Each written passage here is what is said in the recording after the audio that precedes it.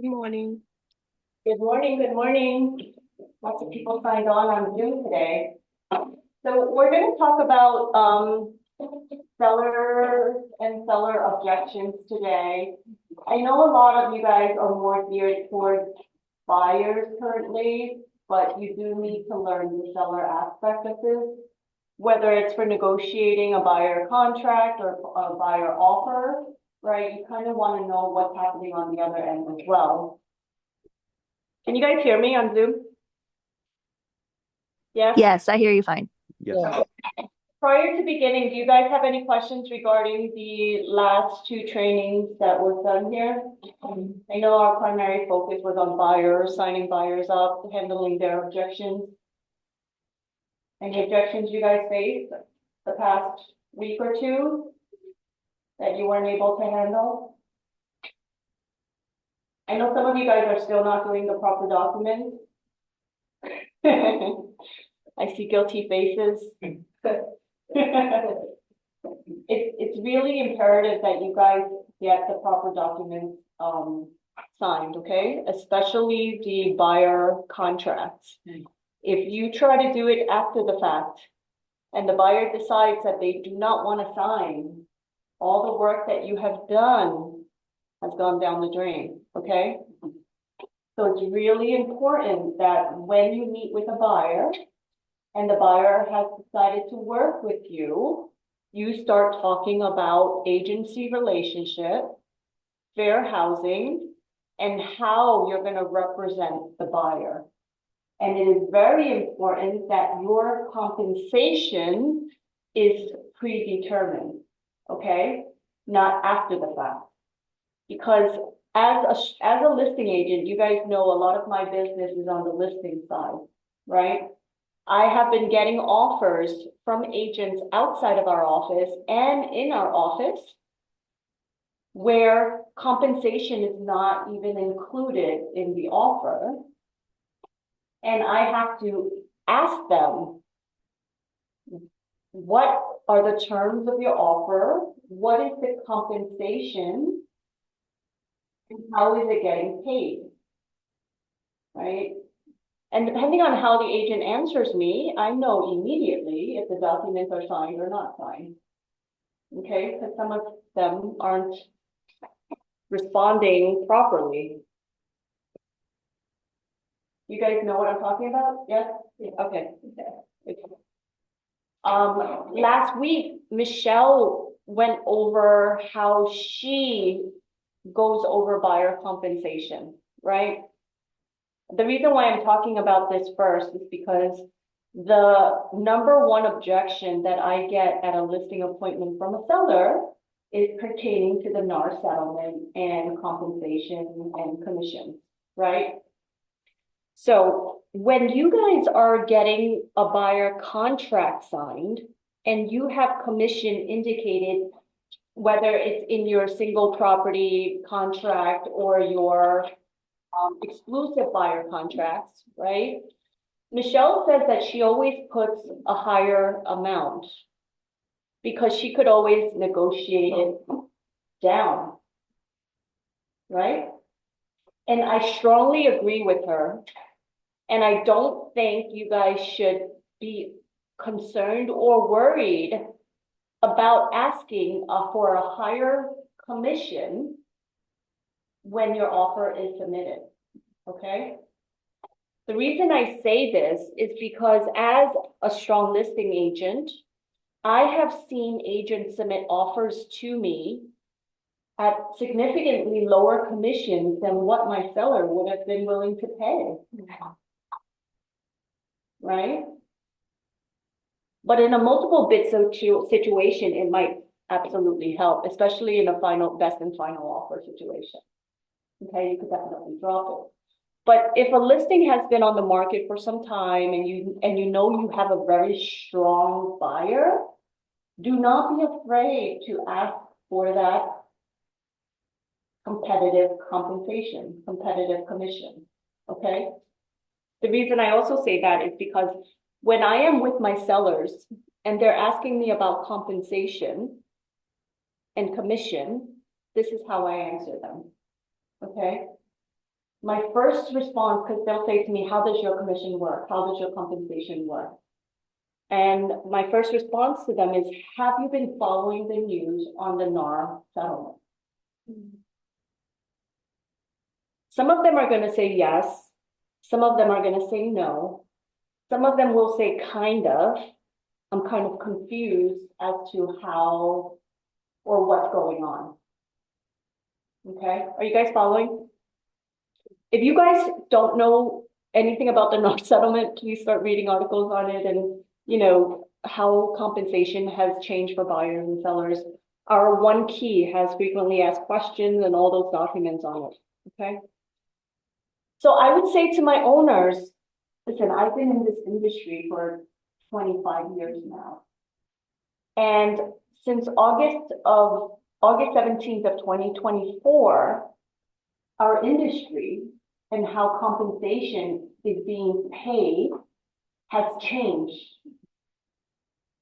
But to be very honest with you, it has changed, but it's kind of the same, right? And then they're a bit confused. I tell them from what I'm seeing in the industry right now, the commission hasn't truly changed. The only difference is that instead of us on the seller side telling the buyer's agent what commission they're going to get before anything is even discussed, right? The buyer agents now are going to request it in their offer on the back end. Are you guys, does this make it a little bit clearer? And this is how you could also say it to your buyers when you're trying to sign them up with a buyer contract. Okay. So how I respond to my sellers is, you know, things have changed dramatically.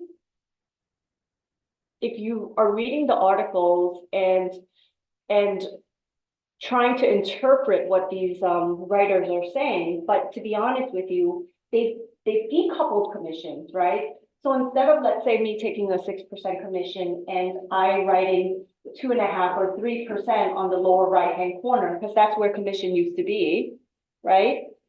For those of you who have been in this real estate industry prior to August of 2024, you know that when you signed into MLS, right, and you're looking up listings, I know all of you guys, your eyes go to the lower right-hand corner to see how much you're going to get paid, right? Mm-hmm. And you get excited when you see a higher commission, don't you? Yes. Yes. Well, that's gone. That's gone now. Right, so all the listings on MLS has absolutely no compensation.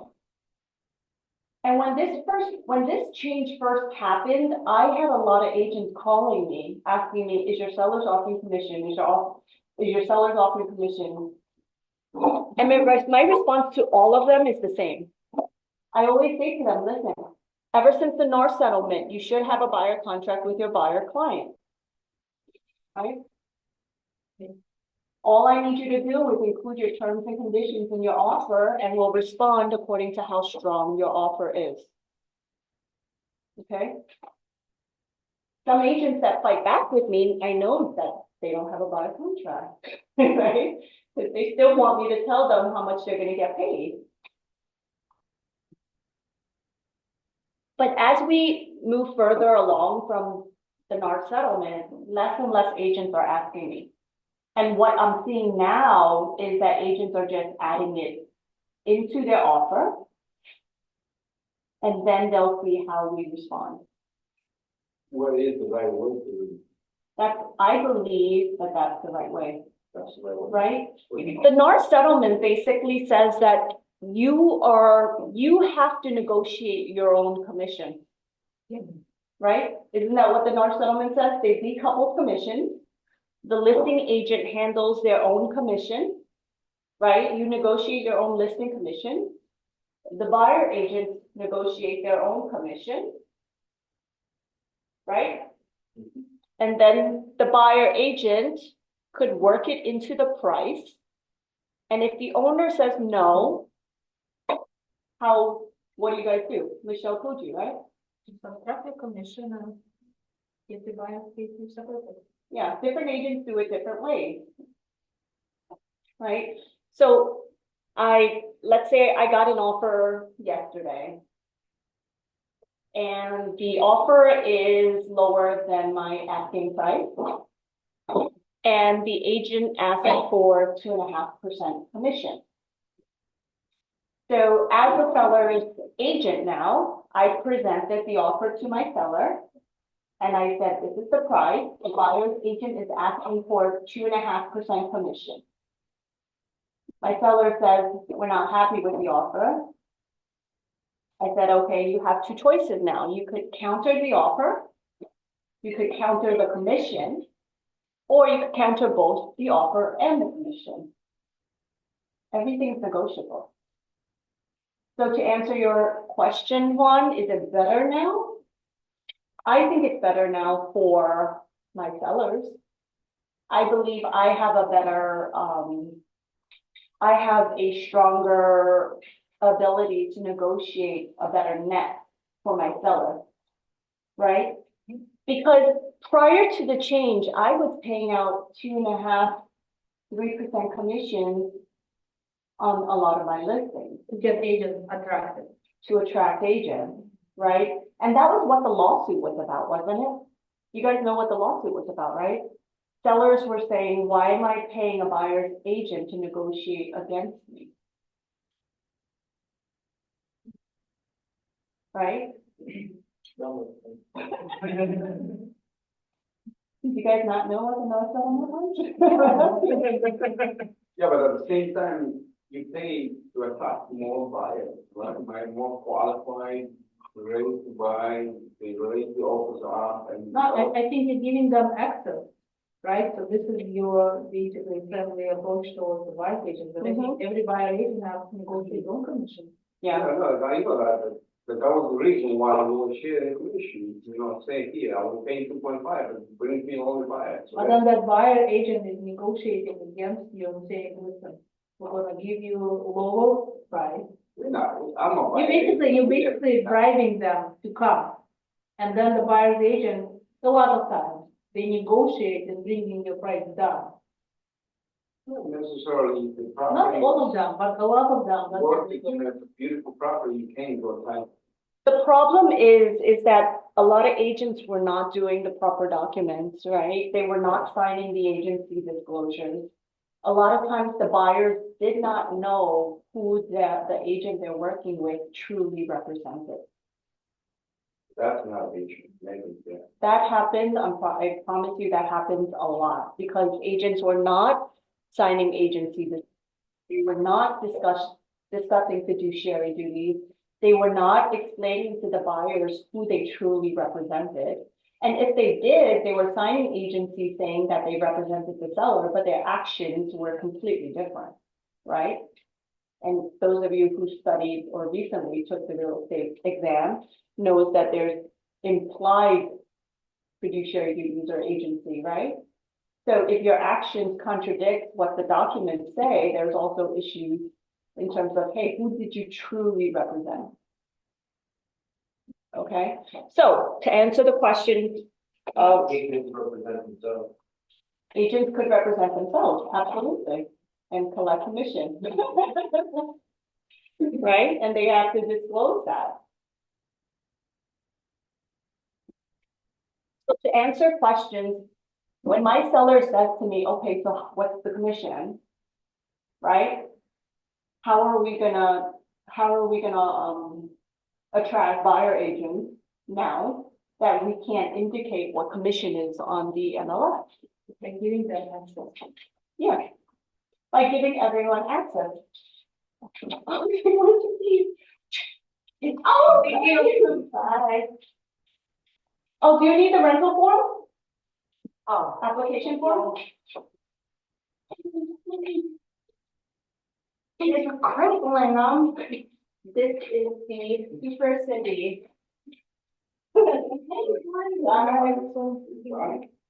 Cindy's my assistant, she does everything for the team. What was I saying? Okay, So when my seller says, you know, okay, so what's the commission now, right? Because the MLS form is completely different. There's no more sections for a buyer agent commission. And I tell them, I'm good, just gonna use a round number, we're not supposed to talk commission, right? And then, so let's just say I say to the owner, my commission is 3%. We do not know what the buyer agent is gonna ask for their commission. But we know that it's negotiable, right? So how we would respond to a buyer's agent when they ask is that we will tell them to include their terms into the offer, and we will respond based on how strong their offer is. And my sellers will say, well, what's the norm? What are you seeing? And how do you guys respond? In Queens, 1.5, in the 92%. It depends, right? It's negotiable. And I'll tell them, listen, I've seen a huge range. I'll tell them I see a huge range. I really do. Because like as an agent, I have my pulse on the market. Manhattan agents are still asking for 2.5 to 3% in their offers. A lot of the Queens agents are asking 2% in their offers. And some agents are asking for 1.5, depending on what type of property it is. But when it's a co-op or condo, I do see a lot of 2.5 still. For houses, I see a lot of 1.5 to 2, 2.5. So we don't know. Okay. And that's how I would respond to my seller. And I've also said this to them. You know, I've had a seller before in the past say that they didn't want to pay more than 2%. But you know what ended up happening? We had multiple bids. And one of the highest bids came in 15,000 over asking. But that agent asked for 3% commission. If you were the seller and you knew you were going to net an extra 15,000, would you be opposed to paying an extra 1%? No, right? So use my story as your story, right? You can say, listen, this is what we've seen in our office before in the past. And I know subconsciously you don't think it's right paying more than a certain percentage, but what we care about is what you net. Right? Isn't that what you care about as a seller? Yeah. So to be honest with you, if someone's giving you a much higher offer and they're asking for 5% commission, but all the terms and all the numbers make sense, why aren't we gonna accept it? It's their buyer that's paying the higher price. At that point, we can negotiate, right? We can negotiate anytime. But one question, I'm not 100% clear. What do you put in the listing agreement when you talk to the buyer? Just your commission? I only do my commission. Now let's go to the unrepresented section. You guys are one part then. correct. On the MLS form, not the MLS, the listing documents, it depends if you're using the MLS one or our listing agreement, but there's a section for the listing side, right? Yes. Okay, that's where I put my, let's say 3%. Then there's an unrepresented side. So how I would say, what I would say to my seller is there is a chance that a buyer decides that they want to come in unrepresented. In the event that a buyer comes in unrepresented, and if you guys work on a team, you can do it this way, but if you don't, you can say for the added liability and for the extra work that we would need to do on the buyer side, that commission will also be 3%. Now, I know agents that will take less, right? So you could even say, listen, in the event that they don't have representation, it's important that you add for the added liability plus the extra work that needs to be done on the buyer end. My commission is, and you could drop it to 2.5%. It's up to you. However you run your business. You guys remember Michelle was up here last week and she said, that she'll take a certain percentage and she would drop it because she worked on volume. And then there was people like Olga, who was like, why you give it away so quick? Right? Right, Olga? Yeah. I don't have so much money. Yeah. You guys run your business how you run your business, right? But the correct verbiage would be, in the event that a buyer comes in unrepresented, for the added liability and extra work that we will need to do on the buyer's side, the commission will be 3%. And the owner will say, well, then you're gonna work both sides. No, it's actually better for you. The buyer's unrepresented. They have no representation. My full fiduciary duties are actually to you. So whatever they disclose to me, is disclosed to you. So it actually benefits you when the buyer is unrepresented. Right? So instead of them trying to take it away from you as like, you know, extra compensation or whatever, you spin it to show them that this actually is better for them. You guys understand? When a buyer is unrepresented, guys, it's not a dual agency. You guys understand this? Okay. Any questions? Yeah, you have a question, going back again to when the buyer is represented. Mm-hmm. So you negotiate a listing for you 3%. I didn't negotiate. That's already predetermined. Okay, but I'm talking about right from the beginning. Yeah. So 3% of it, let's say you charge 2% to sell the property, right? Mm-hmm. So where do you put the compensation for the buyer? You don't. There is no section for it. We sell it anymore. No. You don't know how much the compensation is? No, I'm asking, that's what I'm asking. No. Just asking, how do you handle that part? That's what I'm asking. 100%. I put nothing. I do not. There is no line. There's no line, there's no discussion, there's no real discussion. Correct. The only two things that you can put. Okay, but so when the buyer even brings an offer, and then they ask you, like you were saying, how much are you paying? So what's the answer? Right after you present the offer. I say to the Yeah. agent, per the NAR settlement changes, you should have a buyer contract already established with your buyer. Okay, but you know All that I- every agent is looking to get paid first from the selling side. Oh, yeah, I didn't finish it. Okay. So you should have a buyer contract already established with your buyer. All you need to do is include your compensation and terms in your offer. And my seller will respond according to the strength of your offer.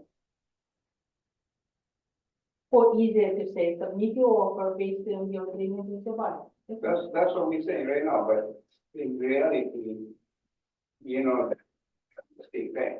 I know the cops are left right now, there's nothing there. In these property houses, it's still, the sellers are paying commission. Yeah, I'm No. telling you to include it in the price. My seller will pay it. So that's the only way to say it. Just include That's- it all. That I would say it, because as a seller's agent, why would I prematurely tell you how much my seller's paying? But then, What if you only signed a contract with your buyer for 1.5%, let's just say? yeah, And then now I tell you my seller's paying 2.5%. What's gonna stop you from changing your buyer contract to 2.5% and doing like a illegal kickback to your buyer? 1%, you know? Okay, my point is that you talk to the seller, right? You Yeah. approach, you Yeah. win the listing, you talk about the commission, how much you charge, 3%. Yes, There's not to talk about the buyer. I do talk about it. I say, listen, we do not know what the buyer agent is gonna ask for. Exactly, that's Since part. the change, Not there. since the NAR settlement, buyers now have to enter into a buyer contract with their agent, with their commission already predetermined. Okay. And all we're gonna ask them to do is submit their compensation, which was already negotiated, into the offer. It doesn't mean, Mr. Seller, that we have to pay that amount. It means we can negotiate the offer, we can negotiate the commission, or we can negotiate both. Because when the offers come, we're gonna have to let them know, they looking for 2.8. No, we don't have to let them. We don't have to, the homeowner know. Oh, yeah, we have to let the seller know, absolutely. That's what I'm saying. So all my offers, right? Do you guys remember when I had a multiple bid situation and we had like an Excel sheet of like what the offers are and then the terms, like what's the down payment? Are they waiving inspection? There's now a section, buyer agent request for commission. Like they'll see, this one's asking 2%, this one's asking 2.5%, this one's asking 1.5%, this one's asking 2%. The owners will see and be told what the agent is asking for commission. Are we clear? Yes, you Zoom people, you guys understand? And you also edit like a net to the seller? If they ask me to, I usually don't. What was the question? Do you tell them what their net is? I mean, because I think if you put them down, it's easier for them. Yeah, in a multiple bid situation, we can, but a lot of times these sellers could do their own math. Yeah. Like they'll see the difference in price and then they'll know the difference in compensation. Okay, but I've had sellers like negotiate, the commission down because they weren't happy with the offer. And I've had agents agree to it. I've also had agents agree to it, but then collect the balance from the buyer. And a lot of lawyers already know that this is happening. So when they see two invoices, like when we send out invoices, one is coming, we'll tell them this is getting paid from the seller and this is getting paid from the buyer. Okay, good. So No? it's needed to talk about it, because a lot of confusion still, a lot of agents, especially in. I don't see what the Very confusion is. Olga does not see where the confusion is. Olga, because you mean, what, 40 years difference? No. You look so old. I'm not talking about you. No, that's why I'm saying we have to clarify all the confusion that you have now. That's what we're trying to do. No, that's what the. For you that's to need to why- understand, but for a lot of new regions, it's not that easy. I just think you have to like write it to him visually, like an example, for example, property 500,000, Okay. okay? Let's say I take a listing, right, for 500,000. Okay? And Olga has a buyer and she submits an offer of 450 with 3% buyer agent commission. I will submit you offer 500. Okay, 500. 3% included, Okay? okay? And then she might say to me, we're not paying 3%, we're only gonna pay you 2. Right, so then in that event, I will say that my offer is not 500. My offer is gonna be 495. 495. Because I need that 5,000. So I have a couple of options. Option number one, I can agree to that. Option number two, if I have a very good relationship with my buyer and I think that's a really good offer, I will say that my offer is going to be 495. And that 5,000 difference, my buyer will pay me at the closing. That's my second option. The third option is accept the 500,000 with the 2% commission and the buyer brings in an extra 1% commission on at closing as You well. have definitely different options, it's up to you. But of course, if it's such a hard property, and you're gonna lose it, share with multiple bid offers, then I would agree, I don't want my buyer to lose it. There are also, those are easy, the ones that are difficult, like the ones that are not, overbidding, the people not putting offers. Then obviously the agents are looking for commission, and then you have to explain the owners, listen. The offers that are coming in, Are you confused from the side of the listing agent or as a buyer agent? I'm not confused, I'm just. No, I mean, what is most the thing that, as a listing agent, when you're asking, or as a buyer agent? Okay, so my point is like, for me as a mentor, I have a lot of mentees that the commission side is still confused. When we're trying to take a listing, they don't know how to approach the seller. All you need to say to the seller is, this is my commission as the listing agent. We do not know what the buyer's agent is gonna ask for because that is between them now. No, so that's the right way to approach. Correct. And we will respond to the offers as they come in, depending on what you're gonna net. We don't know, we have no control over what a buyer's agent is gonna ask for, right? Like, why would we verbally tell them 2% if, let's say, they have a contract with their buyer at only 1.5%? Right? I say to my sellers, we're no longer showing our cards first. We are no longer telling them we're gonna pay you 2.5%, 3% commission before we even know what the offer is. Right? So the change is actually good for my sellers. Because we're saying to the buyers and the buyer's agents, you show me your card. You tell me what the offer is, and you tell me what your commission is. And then I'll let you know what I'm happy with. Right? So this change actually benefits sellers tremendously. It's like similar when you come to the job interview, for example. And then they asking you how much you want to get paid. Maybe that whoever is interviewing you, they are completely different price in mind. But then you're the one who's giving them amount that will satisfy you, right? Maybe they would pay you much more, but you're the one who will quote that amount that will satisfy you. Same thing is right here. Maybe like she will pay you 3%, but she's asking you first, how much do you want? But you say it's much less. So why would she say, oh, my seller will actually pay you much more? Yeah, my fiduciary duty is to protect my seller, your fiduciary duty is to protect your buyer, right? So this NAR settlement change, I love it because it did in fact decouple commissions, and I no longer have to tell you before you tell me. Yeah. Well, so basically the question was you, mentioned right now. So if I represent, the seller, first of all, I don't have to let the person know how much the percentage that I'm gonna receive before I Who's the negotiate. person? Huh?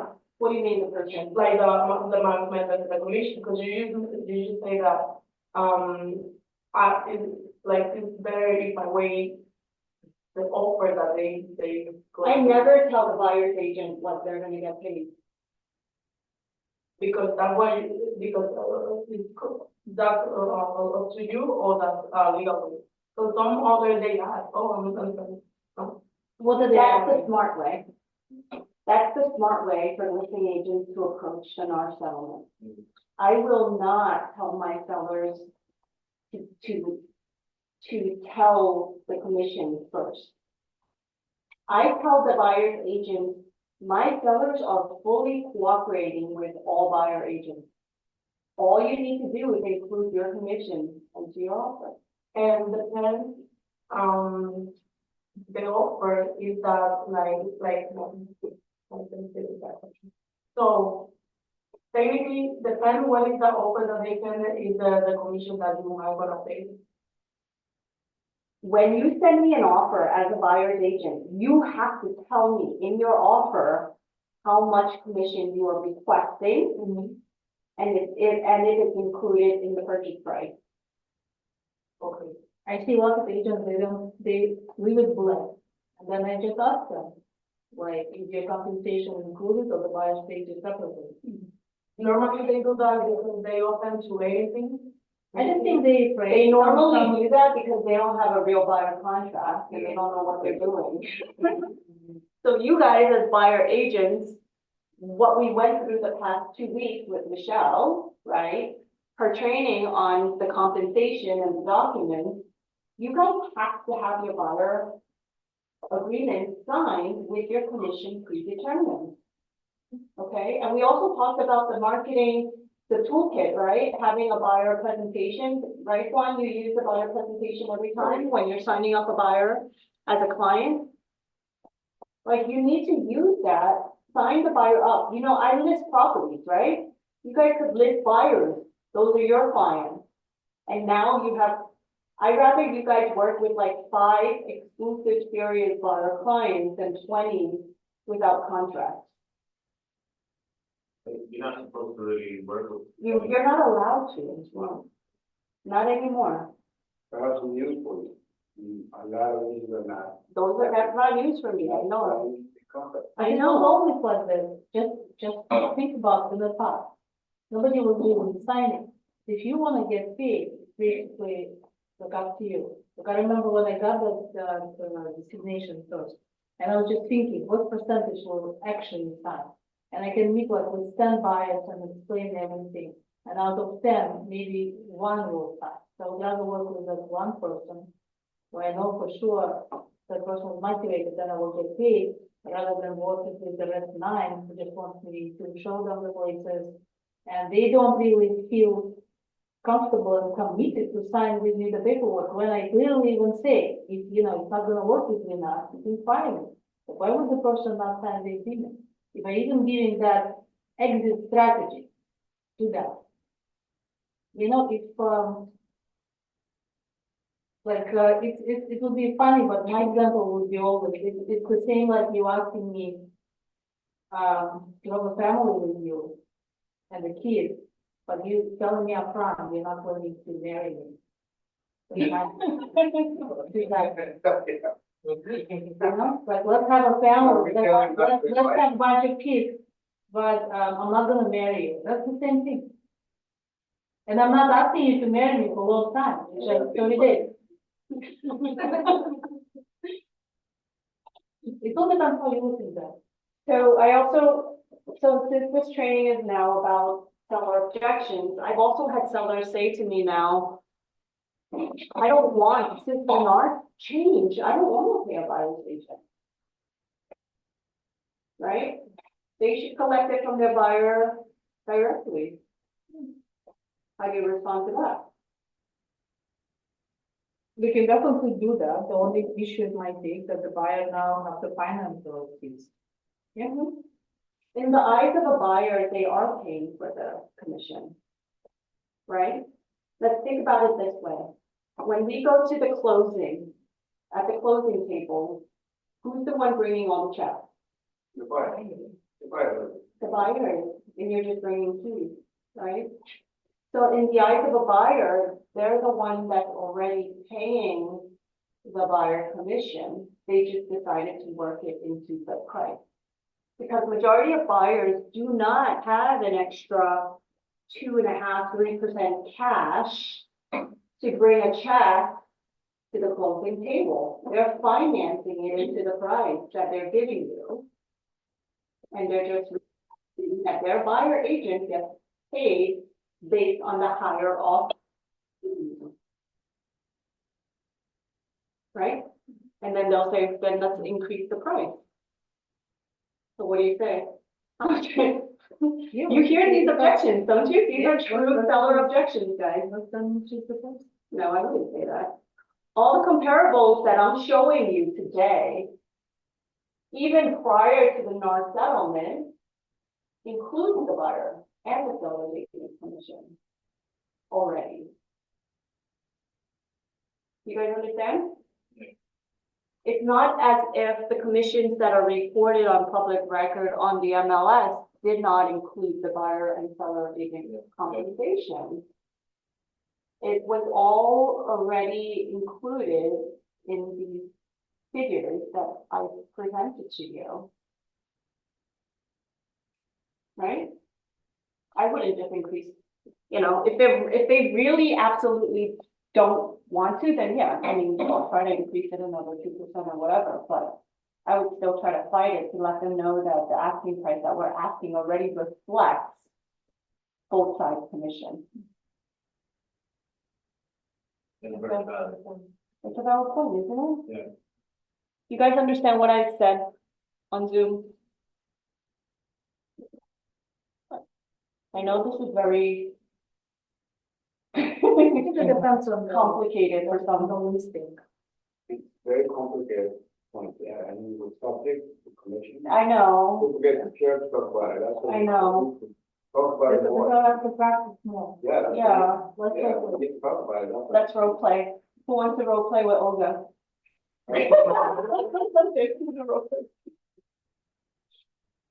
All right, so that's that's how you handle compensation, right?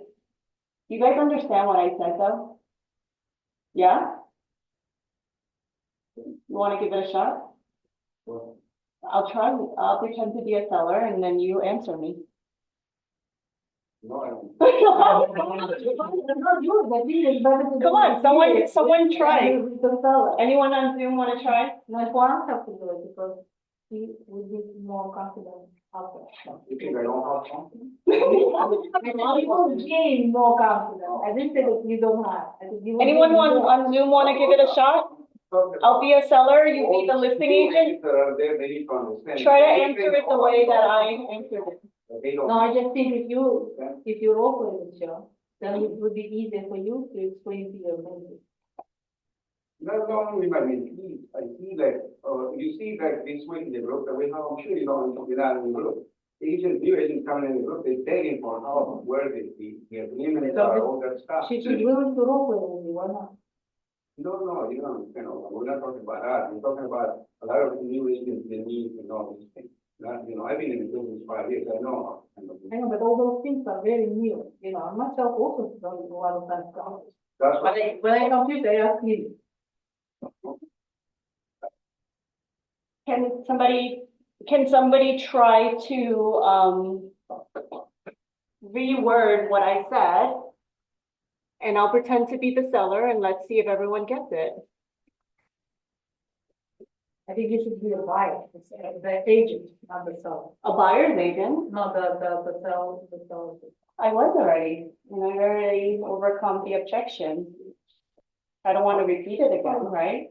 I want to hear what you guys got out of that. I'm late, wanna check?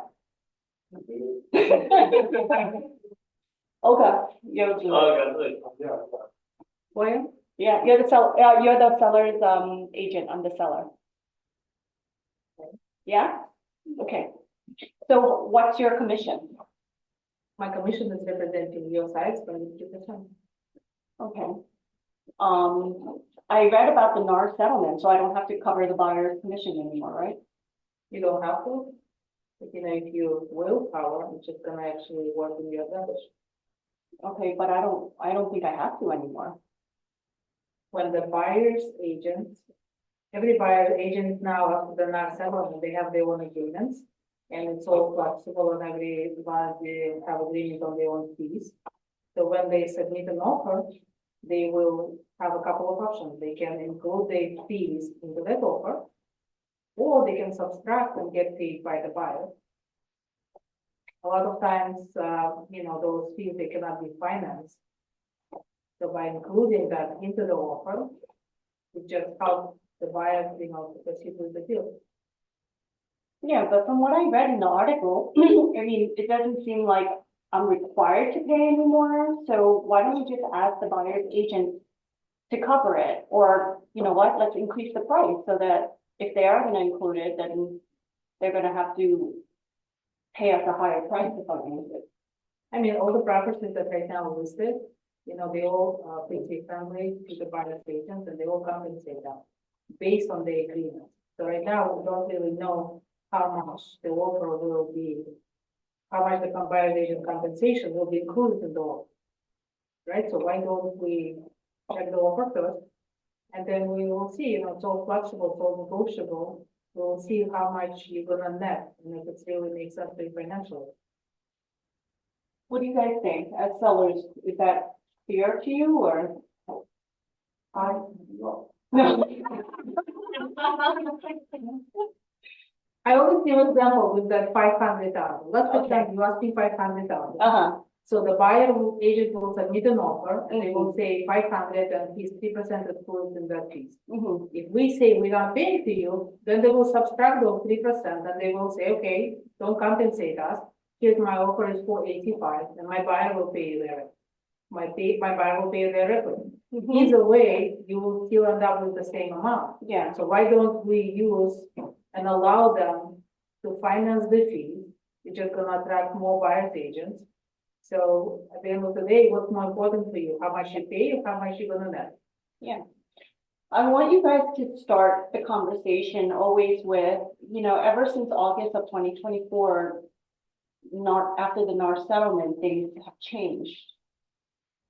Right? Are you familiar with what has happened in the real estate industry? See what they tell you that they know. Okay? They usually say, I read that they need to pay. Okay, which is half true, right? But to be very honest with you, after the NAR settlement, things did change in terms of paperwork.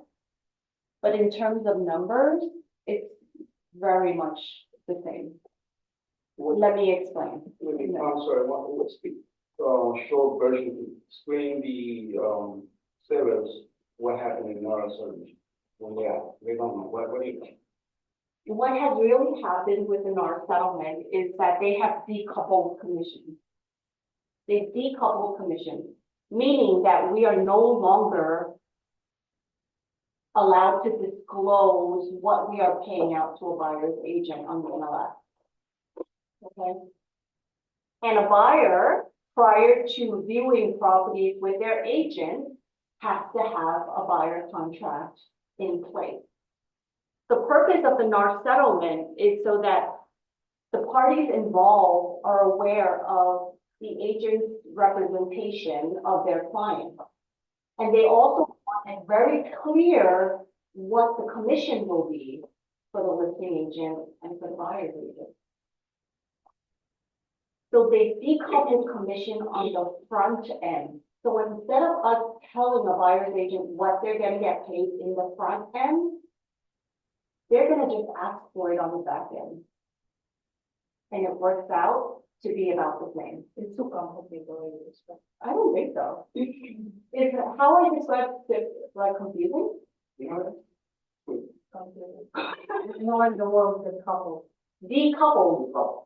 Yeah. You don't like that word? I don't know. Yeah, I heard it was every Sunday's, Separated. They separated commission. Yeah, but also decoupled. That's a bigger word for separated. just to be honest with you, I said they don't even know. They're not even aware of it. So I've had sellers, to be honest with you guys, after I take the listing and I sign documents with them, and when it comes time to negotiate commission and the offer, they're still confused, right? So recently, just a few days ago, I submitted an offer and they accepted the offer. And I know sellers are confused, so I reiterated, I said, are you aware that this price that we just accepted includes a buyer agent commission of 2.5%? And he said, why do I care? The buyer's paying for it, paying their buyer agent themselves. And I said, no. The buyer, well, I said no and yes. I said the buyer agent is paying for it, but they've included it into the price. Right? And he said, well, that's a tricky way to do it. And he said, then the real price is this amount. And this was all over text. And I said, listen, let's get on a conference call so we can clarify this.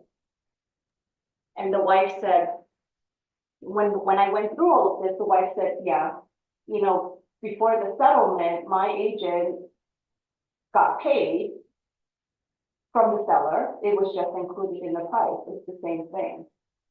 Right. And after the wife talked to the husband, he fully understood what was going on.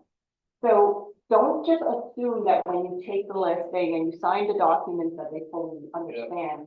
You have to, during the offer presentation period, still get them to acknowledge that the total commission is now this amount plus this amount.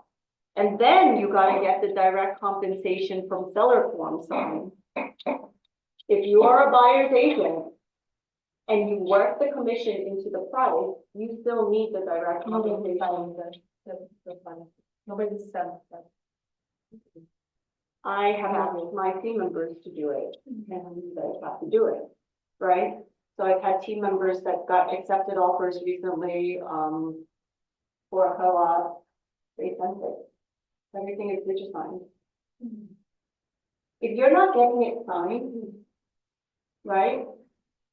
What if the seller at the closing table said,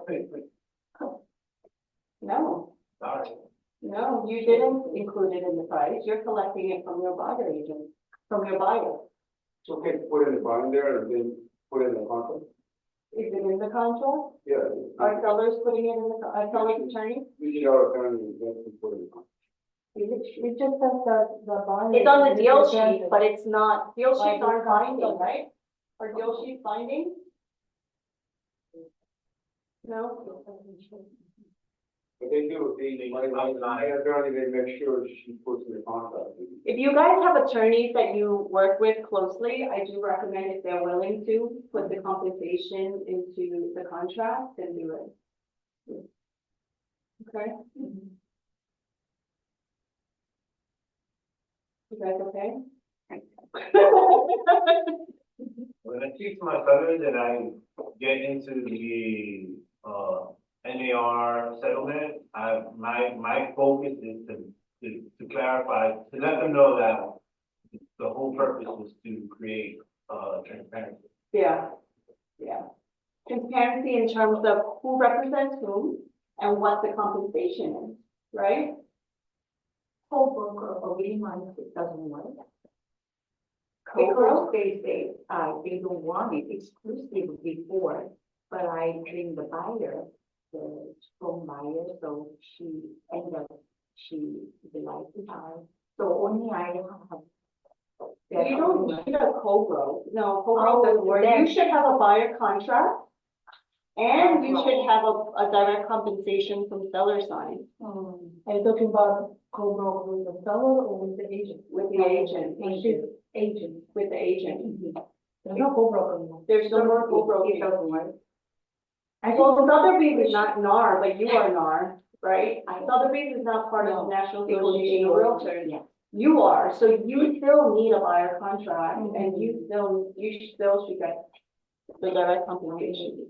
But the co-broke will also hold you, they're not NAR. Since they over the changes, I have 4 big questions. That's why I can. 4 big questions, give me your questions. Yeah, because I'd like to speak with you later, because then before the pre-bill in update. And I have buyer, cash buyer, and then the seller changing, like within 1 month, the price is like a 1.7 million to 2,250,000. So this is cash buyer, he would like to buy within 6 months to get an answer. But the owner is in Ecuador right now, which is business. So on the phone, he said, even if rock bottom price, 2 million, otherwise you don't have to phone. Cash buyer with that. And also the money transferred to corporation to corporation. What does that mean? I never did it before. So personally, I said, this is What do you mean? Yeah. Corporation. it's not person. It just means that the deed is under like it could be an LLC, it could be Yeah. like, yeah, which is fine. It's okay? Yeah. Absolutely. But what's your question? I mean, you should do comps on what the property is worth, right? Yeah. The seller could always increase their price.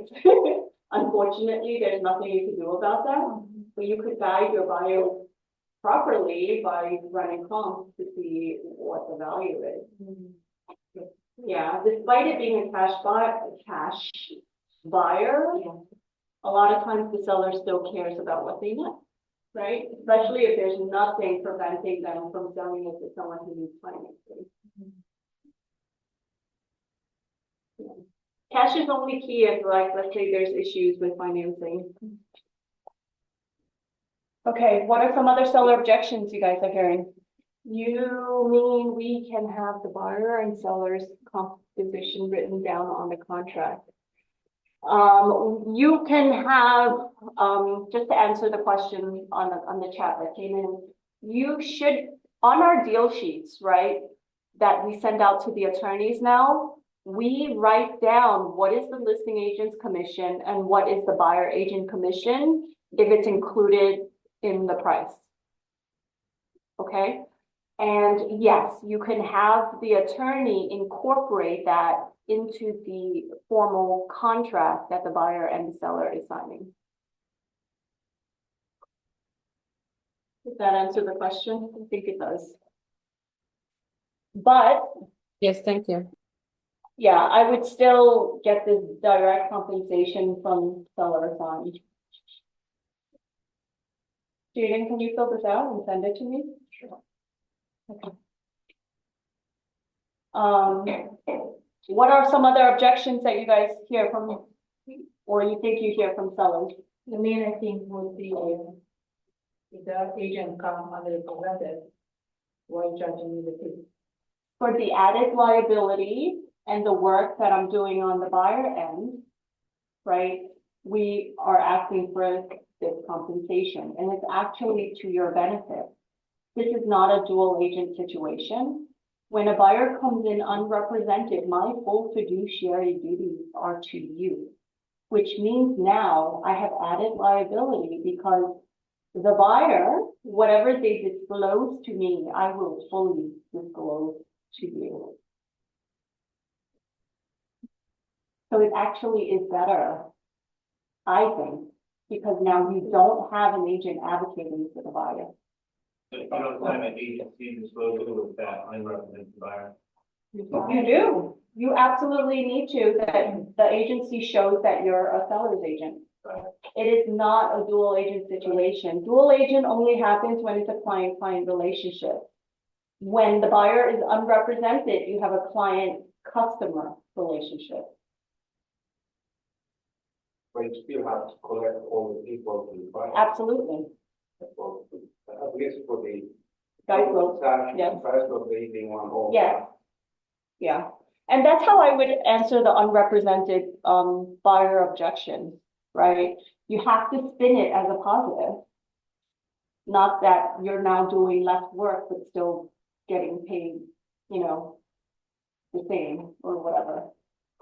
Because that's what sellers are thinking, right? You're double dipping. Yeah? Yeah, we just said, no, it worked out.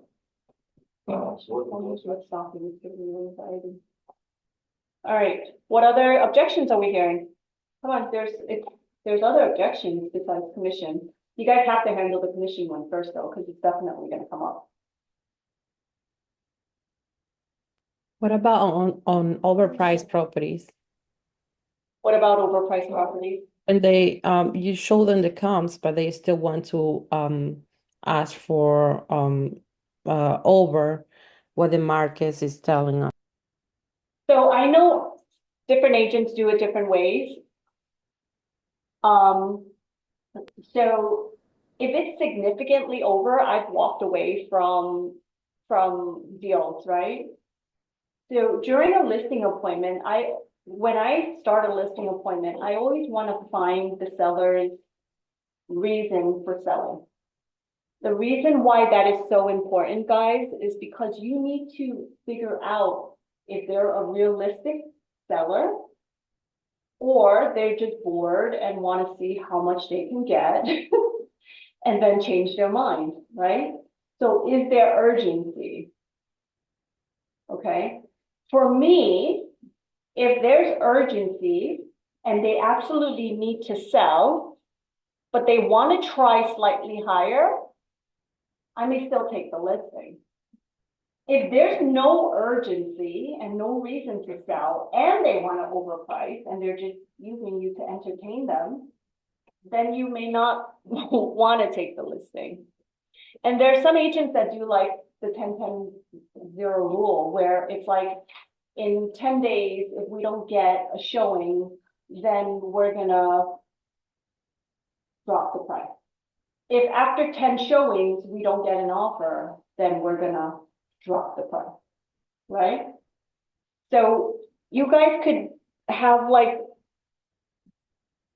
you could have that talk with the seller and let them know despite what I'm showing you, what true market value is, and also what an appraiser is going to look at when they're assessing the value, right? And you still want to overprice it, then let's discuss now that we both understand this is above market value.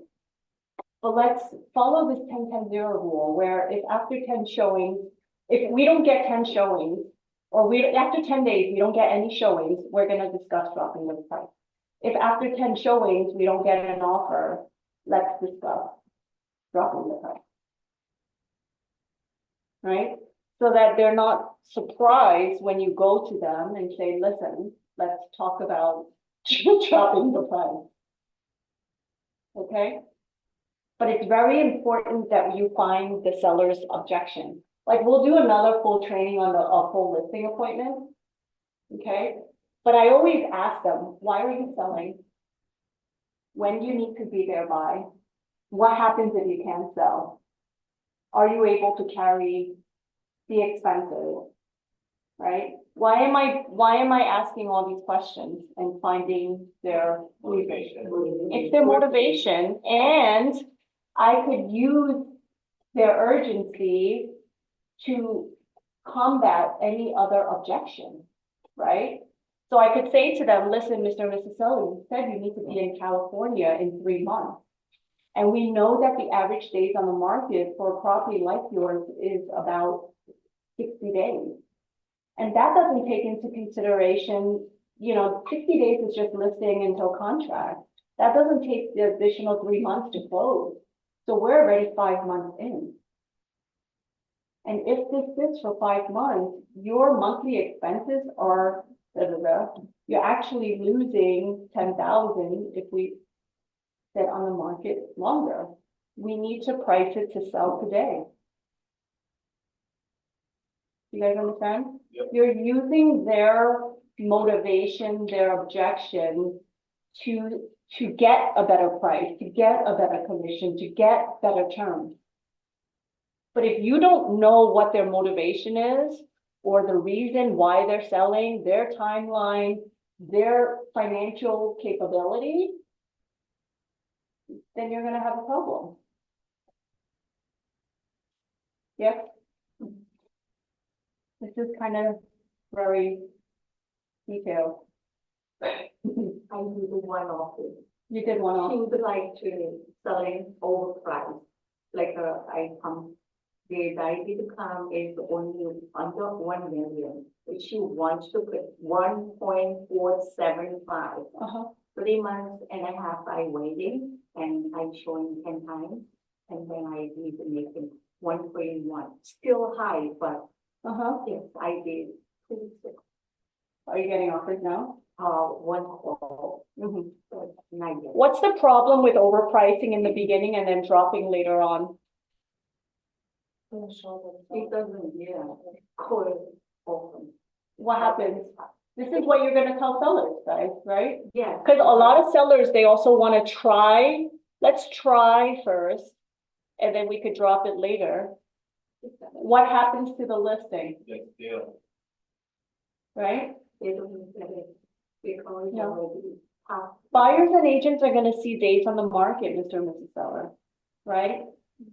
And then if we adjust the price 60 days later, let's just say you want to try for 60 days, Not a threat. right? Then the buyers that are looking at the property are going to see the price adjustment, and subconsciously in their heads, they're going to think, how come nobody purchased this yet? What is wrong with the property that I'm not seeing? And then they'll try to negotiate from the price of where you should have been in the first place because of the fact that you've already been on the market 60 days. So why don't we position it where we know it's going to go, what it's going to appraise for, instead of playing the price game of going back and forth and having it sit and letting it get stale. It's better to have a high demand on your property and be firm on your price than to not get any activity at all. What are some other objections? That's how I would answer it. What are some other, you guys got a role play me.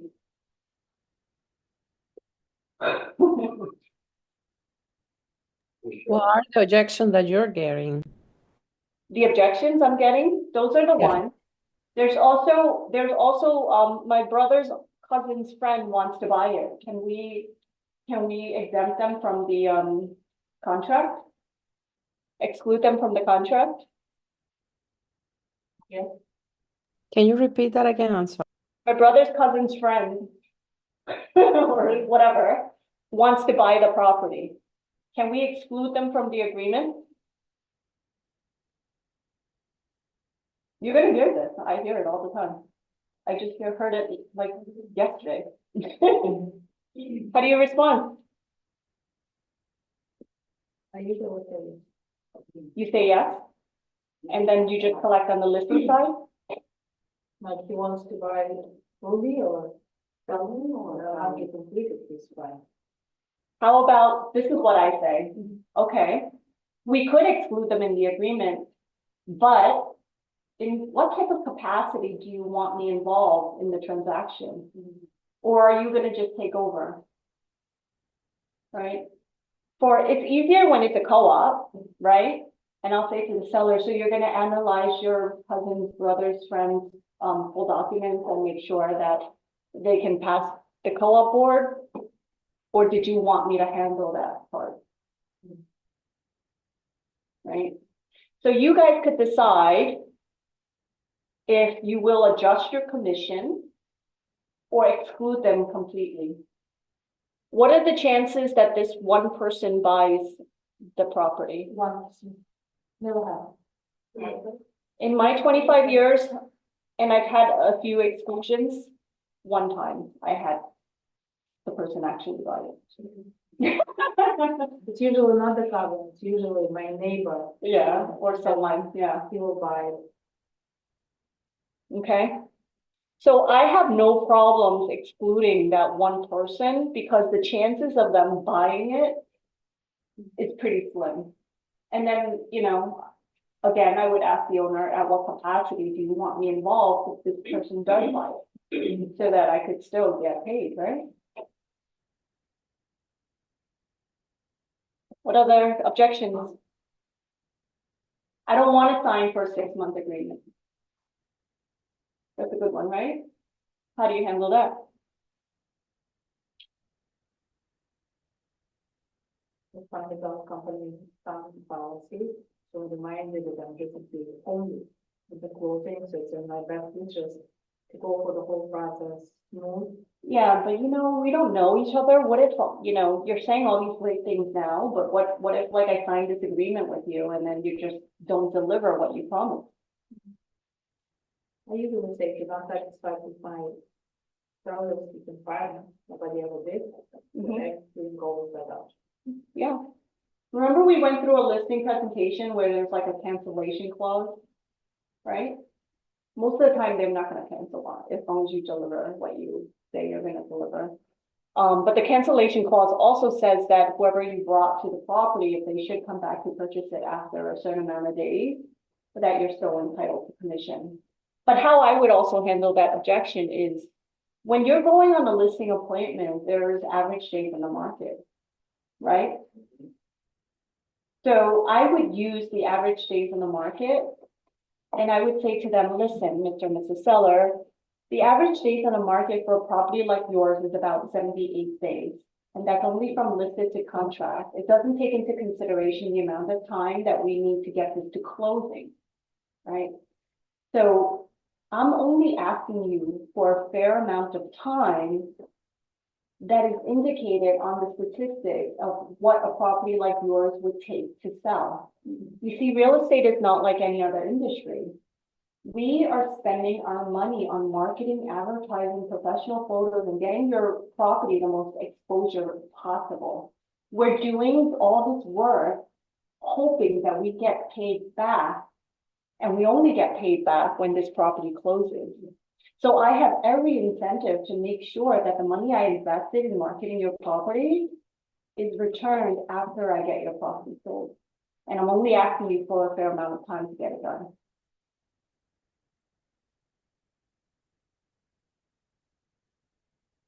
Yeah. Not until it'll be fine. Fine, huh? Beautiful, beautiful. Can you go over if a seller says, well, the other agent is quoting me less? Quoting you less in terms of commission? Yes. Yes, I'll be happy to. So there are agents, and I know a handful of agents that'll do it for significantly less. And I also know a lot of agents that are even cheaper than the one that you quoted, right? But you really should ask yourself, why are they discounting their compensation? I go through statistics, and I know you do too, Michelle, right? And I know Olga does too. So you could go through their list to sale price ratio. I think Olga has done this before with sellers. Yes? List to sale price ratio. So we could also show their list to sale price ratio. So let's say an agent is 1% less, but your list to sale price ratio is 3% higher than their list to sale price ratio. You can show them that they might be cheaper, but you're netting your sellers a lot more based on their list to sale price ratio. You guys know that the new matrix have stats. Yeah? But other than putting on MLS, what are you doing differently than other agents are doing? The reason why discount agents are cheaper, from my experience, is that they are not looking to share the listing with other agents. And that's the difference. We actually work ethically. We cooperate with all agents, even if they're not part of our board, because you don't know where the best buyers are coming from, right? Whereas the discount Yes, agents, but the discount agents, they are discounting themselves in order to make sure that they are the only ones able to sell your property. And you're not getting the But- exposure or the demand that's going to drive up the interest and potentially get your property sold for a higher price and netting you the most. but other than putting it on MLS, what other selling techniques do you do different compared to that discounted agent, other You than guys- putting it on MLS? Other than MLS, we actually have a list of all the marketing sites that we are on. You guys could go into reverse prospecting, right? You guys know Michelle went over reverse prospecting, right? Through Matrix. Those of you who go on listing appointments, you should do a quick reversed prospect list and tell the owners, like, I already have X amount of agents through reverse prospect that would be interested in your property. So instead of us being, just putting it on the MLS and sitting back, we're actually actively notifying agents and buyers that your property is coming soon and will be hitting the market very, very quickly. Right? A lot of agents, they just throw it on the MLS and they sit back and wait. Whereas we're more proactive. But I would do that, and I would do stats. And I think what sets us apart is absolutely the ethics. Our ability to work ethically and nicely with other agents, because it makes a huge difference. For those of you who work in other areas, and I haven't been afraid to say this to some of my sellers, sometimes these discount agents are discounting for a reason. There are buyers that attempt to pay listing agents on the side so that they are the ones that get your property. And the owners are shocked. But I had one recently in Middle Village. I'm going to give you guys an example. I did an open house in Middle, and there was an agent that, Michelle, just sign off? That there was an agent, not an agent, I'm sorry, a buyer that came in and tried to shove a red envelope in my pocket and said, get me the house and you can keep this. How much was I don't know, I gave it back.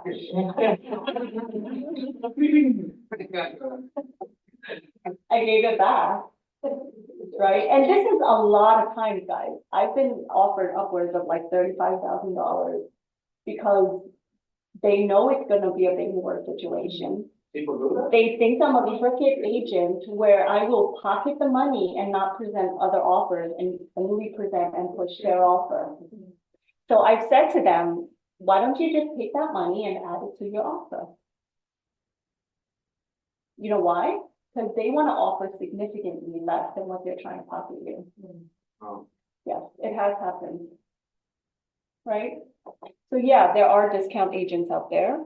There are agents out there that will pocket illegal money and not present all offers to you. Right? So you really should question why they are significantly cheaper. Because if they're not getting paid from you, they're getting paid somewhere else. I know it's crazy, right? There was another time, I mean, there was an agent that was like, not an agent, oh yeah, agents do it too. Yeah. So I've had agents say to me, my buyers will give you, you know, some money on the side, just get the offer in. It's crazy out there, guys. I know. She's a new agent, she's so shocked. That's actually, that's straight illegal, like, that's actually like a misdemeanor, isn't it? Yeah. If you're literally not, it's like it says, you're not allowed to do that. Absolutely, yeah. But the kickback is a term. That's why those agents are getting less commission because they know that, you know, there are a bunch of buyers. That'll give them the red envelope or apples and money on the sides. That's happened a lot. And I've had agents, professionals, flushing, I've had buyers say to me, I'll give you 67,000, and I jokingly say, that's it. That's what I thought when you said that number, I'm like, that's all you're gonna give. You commit a felony. Like my reputation and my career is actually worth A lot more than and I want to sleep at night, you know? So, I mean, I don't know if you guys want to say that to sellers, but it has happened. Okay? And there are reasons why agents are cheaper or higher in what they're asking for in compensation. Okay? Any other objections? Those are the basic ones, right? Commission first, terms, right? I think the And main price. would be the other agent charging less. Yeah, the other agent charging less. You guys have to have a reason why you should get paid what you're asking for. And if you're brand new, I suggest you go on your first few listing appointments with someone experienced, right?